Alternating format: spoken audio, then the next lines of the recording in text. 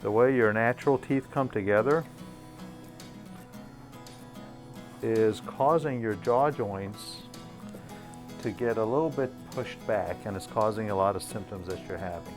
When we look at a patient, we look at the patient entirely. We don't just look at the teeth. We look at all the teeth. We look at how the teeth on this side affect the teeth on this side. We look at how the teeth affect the airway. We look at the health of the breathing. We look at the health of the joints. We do 6 different health assessments in a new patient visit. We look at the nasal function. We want to make sure there's no limitation of breathing space. We look at the bone level and the position of the joints. Oftentimes, we will see limitation of breathing for nasal, and we also will see limitation of space in the condyle. So this is the jaw joint. If we don't have an easy space for that joint to be able to move, and that means freedom of range, you have a little bit more space on the right side, very little on the left. So that's not giving patient a harmonious ability to have a natural range of motion when they open and close their mouth.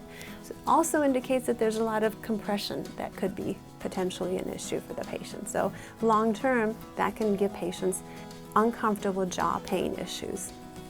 We see a lot of patients with issues such as tinnitus and jaw joint, clicking of their joints, and those are all because the jaw is limited in function and position of the teeth.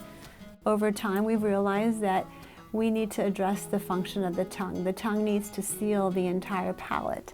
So this is actually a patient that we treated with physiologic orthodontics, and after recognizing the function of the tongue, we addressed the tongue posture with myofunctional therapy. What that's doing is it's bringing your lower jaw forward. So it's allowing your mandible, your lower jaw, to come more forward just by the way these teeth are designed. So every time you open and close, it allows you to close in a different position that's more comfortable for your jaw joints. So that's the goal of this treatment.